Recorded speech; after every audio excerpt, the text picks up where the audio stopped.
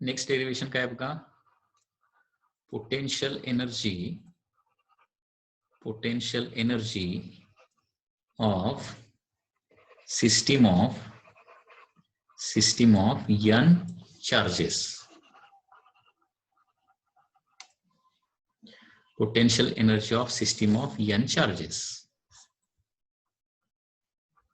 Okay.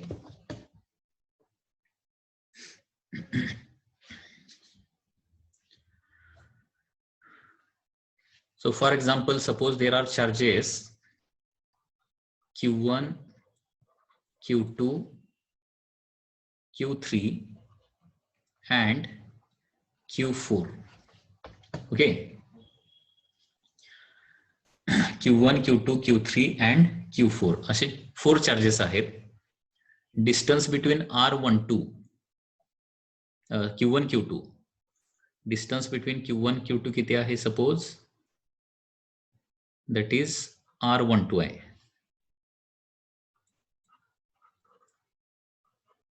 After that distance between 2 and 3, 3 and 4 and 1 and 4 हे सगळे distances तुम्हाला दिलेले आहेत. सपोज 1 and 3 मधलं देखील डिस्टन्स माहिती आहे किंवा 2 and 4 मधलं देखील डिस्टन्स सपोज आपल्याला माहिती आहे. हे सगळे डिस्टन्सेस इथे डायग्राम मध्ये काढूया. सो हे किती होणार आहे, R23 होणार. 2 आणि 3 मधलं डिस्टन्स. 3 आणि 4 मधलं डिस्टन्स किती असणार आहे, R34. 1 आणि 4 मधलं डिस्टन्स असणार आहे R14. ओके. त्याच्यानंतर 2 आणि 4 मधलं डिस्टन्स किती असणार आहे, R24. आणि 1 आणि 3 मधलं डिस्टन्स असणार आहे R13. ठीक आहे. हे सगळे डिस्टन्सेस म्हणजे जेव्हा नंबर ऑफ चार्जेस एखाद्या ठिकाणी असेंबल होतात त्यावेळी काय होणार आहे, कुठलेही 2 चार्जेस मधलं डिस्टन्स काहीतरी स्पेसिफिक असणार आहे आणि याची काय करायची आहे, आपल्याला पोटेन्शियल एनर्जी फाइंड आउट करायची आहे. तर कसं फाइंड आउट करता येईल बघा. consider 4 charges Q1, Q2, Q3 and Q4. Consider 4 charges Q1, Q2, Q3 and Q4 placed at positions. कुठल्या पोझिशनला ठेवलेले आहेत, placed at positions A, B, C and D. A, B, C, D या पोझिशन्सला ठेवलेले आहेत. Positions A, B, C and D. A, B, C and D. Okay. A, B, C and D having distances between them as R12, R23, R34, okay, R14 and so on. सगळे distances लिहायची काही गरज नाही. ठीक आहे. आता बघा, आता काय करायचं आहे, potential energy of system of N charges म्हणजे तुम्हाला डेफिनेशन मध्ये काय सांगितलंय, potential energy of system of N charges is nothing but work done to assemble the charges. Okay. Work done to assemble the charges by bringing them from infinity to that respective position. म्हणजे सुरुवातीला काय करायचं आहे, infinity पासून Q1 ला A या पोझिशनला आणून ठेवायचा. त्याच्यानंतर इन्फिनिटी पासून Q2 ला B या पोझिशनला आणून ठेवायचा. त्याच्यानंतर Q3 ला C या ठिकाणी आणून ठेवायचा आणि Q4 ला काय करायचा, D या ठिकाणी आणून ठेवायचा. आणि त्याच्यासाठी होणार जे सगळं वर्कडन आहे त्या सगळ्या वर्कडनची सम म्हणजे काय असणार आहे, तुमची पोटेन्शियल एनर्जी येणार आहे. ठीक आहे. सो आता सुरुवातीला Q1 चार्जला A या ठिकाणी आणण्यासाठी वर्कडन काय होणार, there will be no work done. Okay. In bringing first charge Q1 to position A. Okay. काय होणार बघा, इथं काय लिहितोय बघा, in bringing first charge Q1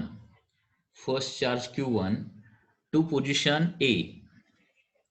to position A, first charge Q1 ला ए पोझिशनला आणण्यासाठी, okay, to position A from infinity, okay, from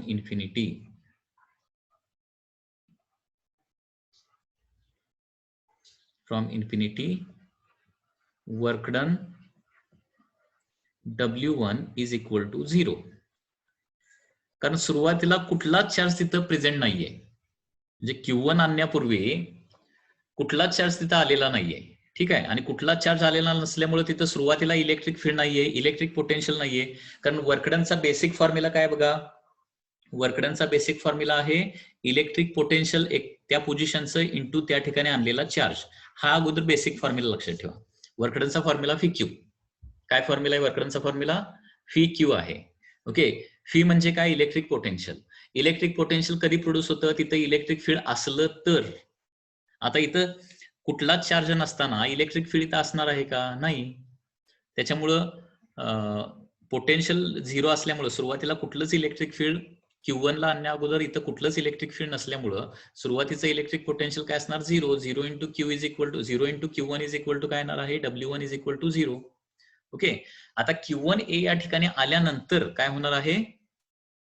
Q1A या ठिकाणी आल्यानंतर इथं इलेक्ट्रिक फील्ड डेव्हलप होणार. आणि मग आता काय होणार आहे? दुसरा चार्ज, तिसरा चार्ज, चौथा चार्ज आणण्यासाठी काय होणार आहे? वर्कडन होणार आहे.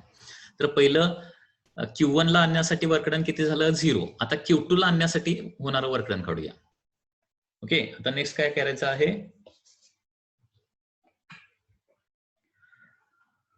Now to bring Q2 from infinity to position B. Position B, infinity पासून काय करणार आहे? आता बी पोझिशनला आणणार आहे. कुणाला? Q2 ला आणणार आहे. म्हणजे आता फक्त Q1 इथं आलेला आहे, ठीक आहे.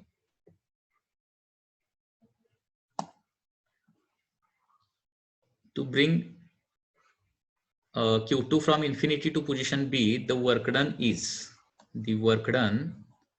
इज, त्याला काय म्हणणार मी? W2. आता वर्क डनचा फॉर्म्युला काय? Potential into the charge. आता बी या ठिकाणी पोटेन्शियल कुणामुळे क्रिएट झालेला असणार आहे? Potential due to charge 1. Okay, आणि तिथं आपण आणून किती चार्ज ठेवला? आपण Q2 चार्ज ठेवला. So potential due to charge 1 काय आहे? That is 1/4πε0. चार्ज किती? Q1. आणि Q1 पासून किती डिस्टन्सवर आहे बी position? R12 into Q2. So W2 काय येणार बघा? 1/4πε0 Q1 Q2 divided by R12. हे काय झालं? फक्त Q2 चार्जला बी या ठिकाणी आणून ठेवण्यासाठी वर्क डन झालेला आहे. ओके, लक्षात येते का बघा? हा पार्ट खूप इझी आहे, डिफिकल्ट नाहीये. फक्त तुम्हाला व्यवस्थित लक्ष द्यावं लागेल. थोडंसं डिफिकल्ट वाटत असेल तर रिपिटेशन करावं लागेल, ठीक आहे. आता काय करायचं आहे? Q3 ला C या ठिकाणी आणायचं आहे. परंतु Q3 ला C या ठिकाणी आणण्यापूर्वी Q1 Q2 A आणि B या ठिकाणी ऑलरेडी आलेले आहेत. आणि त्याच्यामुळं Q1 Q2 मुळे काय होणार आहे? C या ठिकाणी काय होणार? पोटेन्शियल तयार होणार ना. आणि ते तिथलं Q1 Q2 मुळे C या ठिकाणी प्रोड्यूस झालेलं पोटेन्शियल इंटू Q3 म्हणजे काय होणार आहे? Q3 ला आणण्यासाठी झालेलं वर्क डन. ओके, आता बघा. Now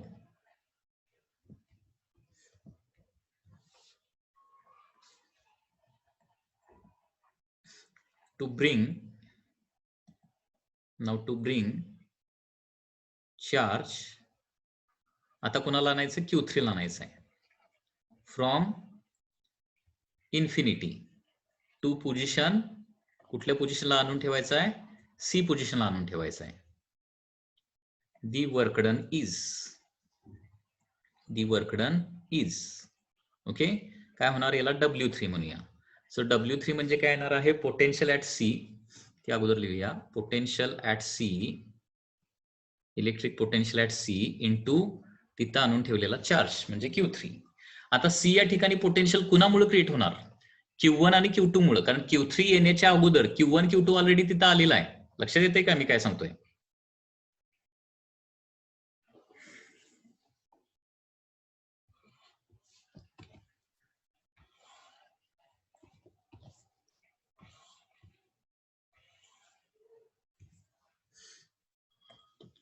okay. So W3 is equal to potential at C म्हणजे आता Q1 न प्रोड्यूस केलेलं पोटेन्शियल बघा जरा. Q1 न सी या ठिकाणी प्रोड्यूस केलेलं पोटेन्शियल म्हणजे कसं लिहिणार बघा.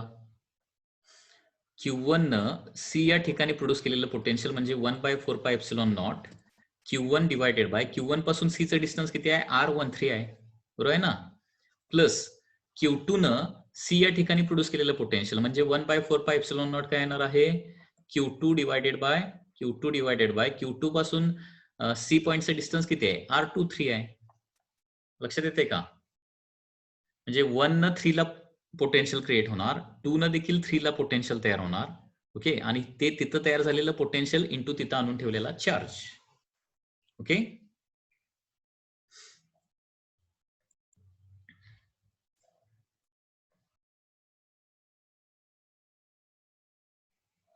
W3 is equal to potential at C म्हणजे काय येणार आहे, 1/4πε0.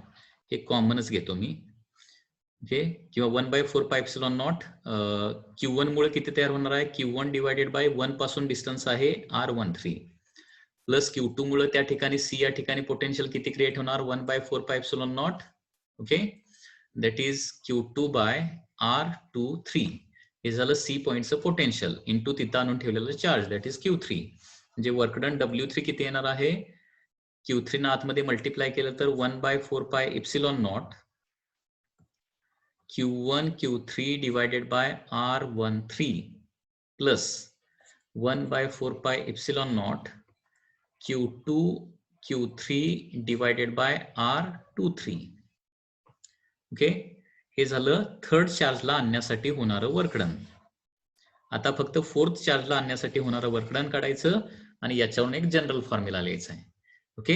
And in this way you will get the answer. लक्षात येते का? काय डाऊट आहे का याच्यामध्ये?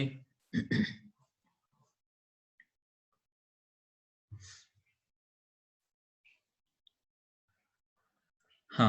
आता काय कुठल्या चार्जला आणायचं, 9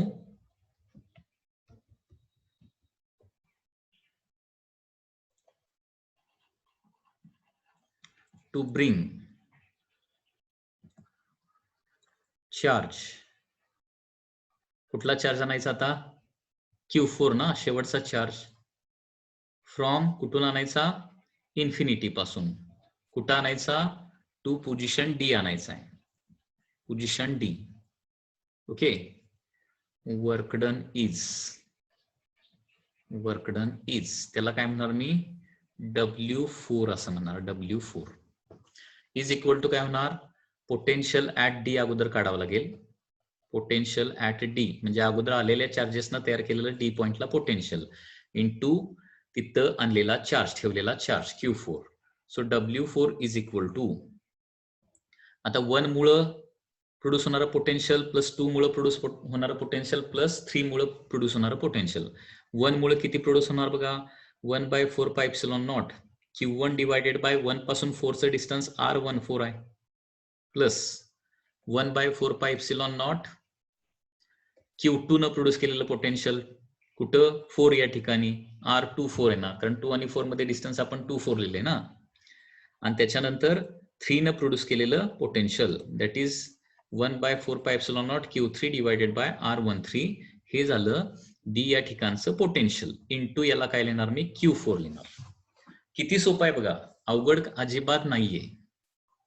आता फक्त Q4 न प्रत्येक ठिकाणी मल्टिप्लाय करतो. So W is equal to 1/4πε0 Q1 Q4 divided by R14. Okay. हा. यशचं लक्ष व्यवस्थित आहे बघा, बाकीच्यांचं लक्ष नाही वाटतं. इथं 3 आणि 4 मध्ये डिस्टन्स किती लिहायला पाहिजे, हा इथं 3 आणि 4 मध्ये डिस्टन्स 3, 4 लिहायला पाहिजे. 3, 4. हा. Q1 Q4 divided by R14 plus 1/4πε0 Q2 Q4 divided by R24 plus 1/4πε0 Q3 Q4 divided by R34 असं ते येणार आहे. मग आता टोटल वर्क डन लिहूया. टोटल वर्क डन, आणि टोटल वर्क डन म्हणजेच काय असणार आहे, तुमची पोटेन्शियल एनर्जी असणार. बरोबर आहे ना? लक्षात येते मी काय सांगतोय?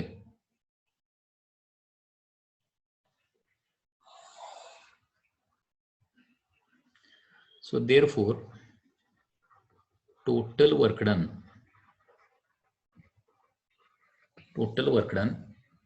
W is equal to W1 plus W2 plus W3 plus W4.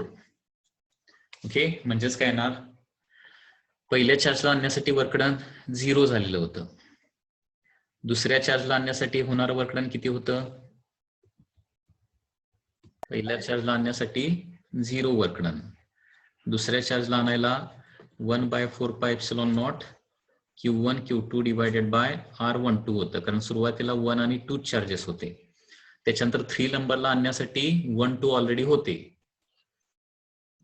1/4πε0 Q1 Q3 divided by R13 plus 1/4πε0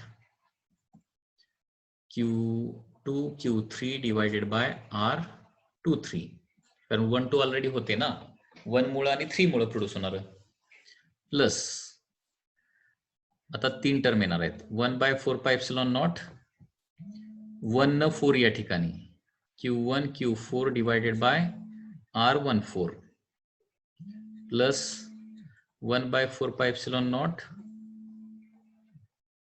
Q2 Q4 divided by R24 plus 1/4πε0 Q3 Q4 divided by R34.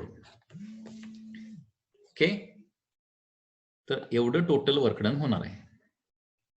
Okay, आणि याच्यामध्ये 1/4πε0 जर कॉमन काढलं तर ब्रॅकेटमध्ये आता काय टर्म राहणार आहे? ब्रॅकेटमध्ये term आता बघा, हे बघा, हे लक्षात कसा ठेवायचा फॉर्म्युला. आता लक्षात ठेवायची तुम्हाला टेक्निक सांगतो, लक्षात घ्या.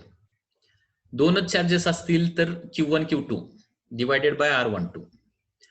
3 चार्जेस असतील, आता 3 चार्जेस म्हणजे 1 2 3 असणार ना. किती कॉम्बिनेशन तयार होतात बघा, 3 चार्जेस असतील, हे बघा 1 2 3 3 चार्जेस असतील, 1 2 एक कॉम्बिनेशन, 2 3 एक कॉम्बिनेशन आणि 1 3 एक कॉम्बिनेशन.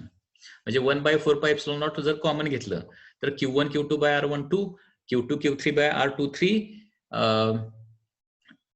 आणि Q1 Q3 divided by R13 असं येणार. समजा 1 2 3 4 चार्जेस आहेत, तर 1 2 2 एक कॉम्बिनेशन, 1 2 3 एक कॉम्बिनेशन आणि 1 2 4 एक कॉम्बिनेशन होणार. ठीक आहे, त्याच्यानंतर 2 2 3 एक तयार होणार आणि 2 2 4 एक तयार होणार, आणि त्याच्यानंतर शेवटचं कुठलं तयार होणार आहे, 3 2 4. म्हणजे अशा 6 टर्म यायला पाहिजेत. आता इथं 4 चार्जेसच्या 6 टर्म आलेत का बघा, 1 2 3 4 5 6 टर्म आलेत. लक्षात येते का? म्हणजे दोनच चार्जेस असतील 1 आणि 2, किती कॉम्बिनेशन होणार? एकच कॉम्बिनेशन होऊ शकते, एकापेक्षा जास्त कॉम्बिनेशन होऊ शकत नाही. ठीक आहे, पुन्हा एकदा सांगतोय, लक्षात येते का बघा. पोटेन्शियल एनर्जीचा फॉर्म्युला कशा लक्षात ठेवायचा, 2 चार्जेस असतील, 3 चार्जेस असतील वगैरे वगैरे. तर पुन्हा एकदा बघा, 1 आणि 2 म्हणजे Q1 Q2 दोनच चार्जेस असेल तर 1 2 एकच कॉम्बिनेशन तयार होत आहे. 1 2 3 असे 3 चार्जेस असेल तर 1 2 एक, 1 3 एक आणि 2 3 एक, असे एकूण काय होतात, 3 कॉम्बिनेशन होतात. त्याच्यामुळं 3 कॉम्बिनेशनचा फॉर्म्युला येणार. 1 2 3 आणि 4 चार्जेस असतील, 1 2 एक तयार होणार, 1 3 एक तयार होणार, 1 4 एक तयार होणार, त्याच्यानंतर 2 3 एक तयार होणार आणि 2 4 एक तयार होणार, आणि फायनली 3 4 एक, असे 6 टर्म येणार आहेत. 5 चार्जेस असतील तर मग आणखी भरपूर कॉम्बिनेशन येतात. तर मग हे लिहिताना असंच लिहायचं आहे ना. हे बघा, आता 4 चार्जेसचं कसं लिहितो, 1/4πε0 सुरुवातीला 1 बरोबर होणारे combination Q1 Q2 divided by R12 झालं, प्लस आता 1 आणि 3चं Q1 Q3 divided by R13 plus आता 1 आणि 4चं Q1 Q4 divided by R14 झालं. 1 चे सगळे कॉम्बिनेशन झाले. आता 2 पासून कॉम्बिनेशन चालू करायची. Q2 Q3 divided by R23 होणार, प्लस Q2 Q4, आता Q2 Q4 divided bye R 2 4 आणि शेवटचं आता 1 चे सगळे झाले, 2 चे सगळे झाले, आता 3 पासून पुढे 3 पासून पुढे एकच तयार होते ना, that is Q3 Q4 divided by R34 असं एवढं टोटल वर्क डन होणार आहे. And therefore potential energy is given by the same formula, potential energy is equal to work done. Okay, potential energy of system of charges म्हणजे काय असतं, but potential energy is equal to work done असतं ना, total work done असतं. So therefore potential एनर्जीचा final formula येणार आहे तुमचा हा formula. Okay, so this is your final formula for the potential energy.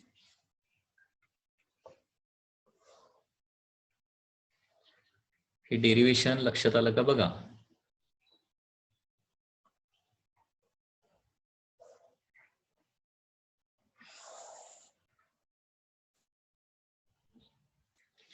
So this is the potential energy of 4 charges system. समजा 5 charges एखाद्या ठिकाणी ठेवलेले असतील, 1 2 3 4 5, किती टर्म येणार बघा, 1 2 1 3 1 4 1 5 झाले. आता 2 चे चालू करायचे, 2 3 2 4 2 5. ओके, त्याच्यानंतर 3 चे चालू करायचे, 3 4 3 5 आणि शेवटी 4 5. एवढे टर्म तिथे येणार आहे. टोटल 10 टर्म्स येतात. लक्षात आलं. So potential energy of system of चार्जेसचे फॉर्म्युले कसे लक्षात ठेवायचे लक्षात आलं का बघा. 2च चार्जेस असेल तर पोटेन्शियल एनर्जी ऑफ 2 चार्जेस येणार आहे 1/4πε0 Q1 Q2 बाय R12. 3च चार्जेस असतील तर पोटेन्शियल एनर्जीचा फॉर्म्युला काय येणार आहे 1/4πε0 Q1 Q2 बाय R12. इथं बघा हे कॉम्बिनेशन, हे अशी डायग्राम काढा म्हणजे लक्षात येईल. 3 चार्जेस असतील, Q1 Q2 by R12, Q1 Q3 by R13 divided by plus Q2 Q3 divided by R23. 4 असतील तर असं येणार आहे, 5 असतील तर असं येणार आहे. ओके, सो जनरली मॅक्सिमम 4 चार्जेसच्या कॉन्फिगरेशनचा प्रॉब्लेम येऊ शकतो. Calculate potential energy of 4 charges placed as shown in figure, असा क्वेश्चन येणार आहे. सो याच्यामध्ये कुणाला काय डाऊट आहे का बोला जरा. Any doubt in this case?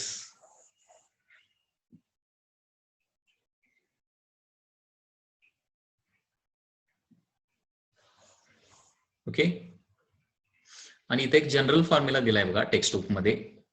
So general formula इथंच लिहितो मी.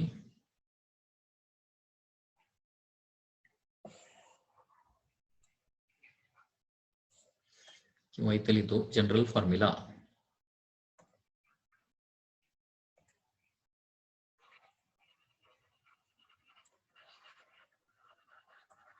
General formula is like this.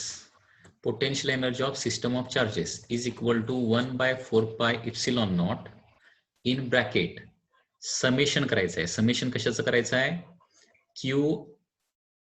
QI QJ divided by RIJ all pairs. जेवढ्या पेयर्स पॉसिबल आहेत त्या सगळ्या पेयर्सचं हे समेशन करायचं आहे. So this is your general formula. Okay, general formula is like this.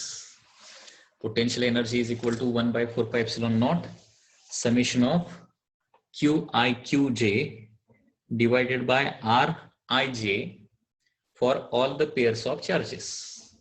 Okay, any doubt in this case? याच्यामध्ये काय doubt आहे का बघा.